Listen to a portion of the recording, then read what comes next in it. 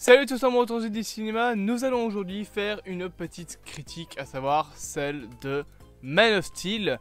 Le film Man of Steel qui est sorti donc en 2013, il a quand même 11 ans ce petit film, voilà, ça se fait vieux. Et j'en profite de faire cette critique justement parce que c'était récemment l'anniversaire de Superman, qui a été créé donc le 29 février 1934 je crois. C'est 34 ou 38, je sais plus, mais en tout cas dans les années 30, donc un super-héros maintenant qui se fait quand même très vieux, et qui d'ailleurs devrait tomber dans le domaine public d'ici 2038, je crois. En tout cas, il y a un moment où il tombera dans le domaine public, c'est sûr. Et un film, bien évidemment, qui a redoré un petit peu l'image de Superman. C'est vrai qu'avant ça, en 2007, on avait eu Superman Returns, qui était censé relancer la machine Superman, notamment après, du coup, Smallville, etc. Au final, Superman Returns s'est craché, voilà, ça a été un échec au box-office et critique. Donc au final, on a plutôt décidé de partir sur un nouveau reboot, à savoir Man of Steel. Et le problème de Man of Steel, le problème principal, c'est surtout qu'il a été centré comme étant le début du nouvel univers. Donc il a dû commencer directement sur les chapeaux de roue. Et c'est le seul film de tout le DCU à avoir pu être autre chose qu'un film de commande. Man of Steel, c'est vraiment le seul film, je trouve, où on a pu faire ce qu'on voulait. Zack Snyder a pu faire plus ou moins ce qu'il voulait. Il y a plus ou moins la même chose aussi avec Zack Snyder's Justice League, mais ça n'en fait pas un bon film. Mais en tout cas, voilà, le film Man of Steel est sorti en 2013, donc, était réalisé par Zack Snyder. Et c'était le seul film du DCU à ne pas être dans cette idée que DC veut absolument concurrencer Marvel. À l'époque, ils étaient encore, voilà, ils venaient seulement d'arriver avec leur idée de nouvel univers. Donc on était sur un nouveau Superman, on était sur un nouveau méchant, on était sur tout qui était nouveau, si je puis dire. Et donc, de nouveau, voilà, il faut recréer la mythologie. Et ici, on a une version de Superman qui est beaucoup plus centrée justement sur le côté héroïque, sur le côté humain de Superman. On a toutes ces origines kryptoniennes qui sont placées, et je trouve que c'est l'un des meilleurs films Superman qu'il ait été fait, dans le sens où dans ce film là, encore une fois, on a tout. On a l'origine de Superman avec la guerre sur Krypton, l'explosion de la planète, on a un méchant qui est lié à son histoire, qui a de véritables intentions, à savoir du coup Zod. Même si sa mort, je trouve que c'est dommage de l'avoir tué, et surtout que c'est une mort un petit peu, je vais pas dire facile, mais une mort qui aurait pu être évitée. Ça fait partie quand même du développement de Superman, justement, du fait qu'il a dû tuer Zod, alors que de base il voulait pas le tuer, et que ça fait partie du coup de son développement de personnage, de dire que de 1, des fois on peut pas sauver tout le monde, il y a des âmes qui ne peuvent pas être sauvées, il y a des gens qui ne changeront jamais, et de 2, il ne peut pas faire un monde parfait. Superman, c'est quelqu'un qui est plein d'héroïsme, et plein de bonnes ambitions, et plein d'idées pour protéger l'homme.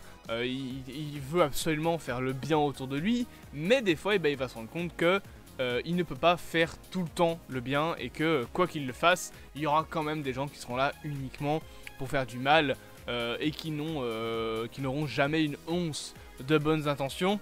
Heureusement que ce Superman n'a pas rencontré Brainiac.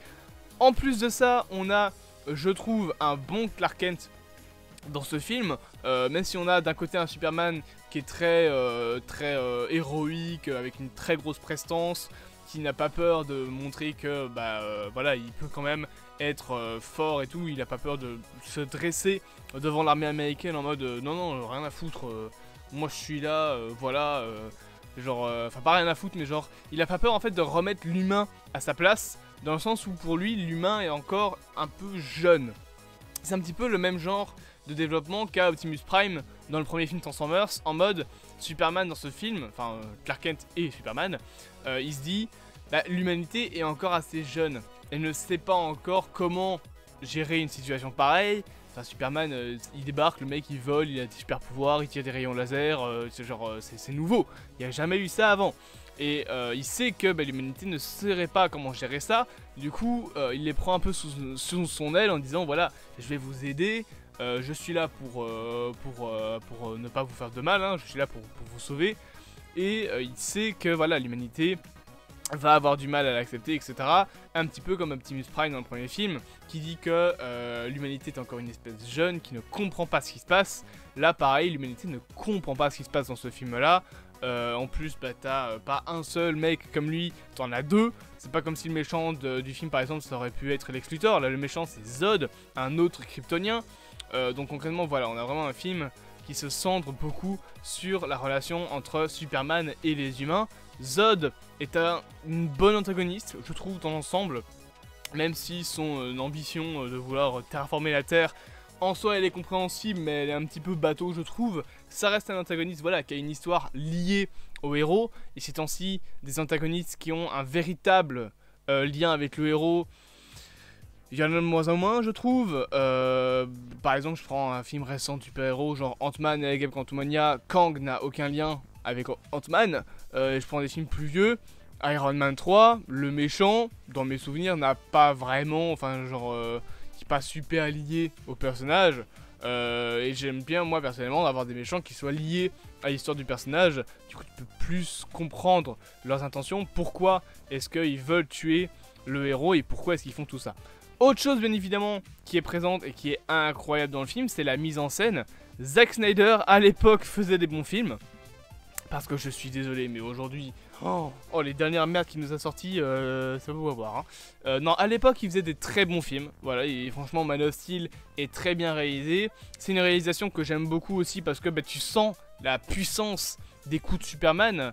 Quand Superman donne un coup contre Zod, ou quand il arrive sur Terre, ou quand genre il décolle, t'as la caméra qui tremble, tu vois le décor qui vibre, t'as la musique qui se lance. Dans le combat final à Metropolis contre Zod, quand Superman ou Zod donne un coup, t'as un léger arrêt dans la musique. Donc voilà, le sound design est très bien géré. Je trouve que Zack Snyder a vraiment fait du très très bon boulot. La caméra aussi, qui a parfois un peu du mal à suivre Superman quand il vole, ça lui donne ce côté un peu de vitesse.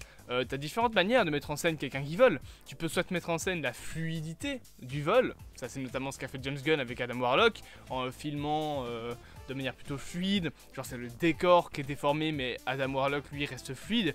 Et tu as la manière, on va dire Snyder, à savoir la manière plus brute, montrer la force de quelqu'un qui vole, montrer la puissance qu'il faut pour pouvoir voler. Et ça, bah, il le fait justement en montrant Superman flou, en faisant trembler la caméra. Superman, dans les scènes comme ça, il n'est pas centré, genre son visage apparaît sur le côté en bas à gauche de l'écran, la caméra a du mal à le suivre. On représente la prestance, enfin pas la présence, mais la puissance de Superman grâce à ça. Là, on peut aussi représenter sa fluidité. Il y a d'autres manières, bien évidemment, de mettre en scène un vol. On pourrait également le filmer, on va dire, un peu de loin. Zack Snyder le fait des fois dans son film. Il va filmer Superman de loin, comme vous le voyez sur l'image là actuellement. Ça sert à quoi? Ça sert simplement à montrer, bon là pas sur l'image du coup ça sert à rien, mais dans le film ça sert à montrer que Superman, il vole, il a l'air ultra puissant, mais pourtant il est dans un monde qui est encore plus grand que lui. C'est une bête, c'est une machine dans un monde qui le surpasse, littéralement. C'est le même genre de mise en scène qu'on peut avoir dans Iron Man 1 par exemple, où tu vas avoir Iron Man qui sera filmé en mode tout petit pour montrer que le mec il vole dans une étendue gigantesque de terre qui est autour de lui. Donc on a vraiment une très bonne mise en scène. Et bien évidemment les musiques de Zack Snyder, les musiques de Hans Zimmer qui accompagnent le film sont très très cool. Il y a plein de petits détails qui sont vraiment cool. La signification du S, rien que ça, la signification du S sur le costume de Superman, je trouve ça très stylé. Le fait qu'on ait quand même un costume plutôt comics accurate, on a genre la cape rouge, on a le costume bleu, on a le logo en espèce de pentagone chelou là, on a le S plutôt arrondi qui représente la fluidité du vol de Superman.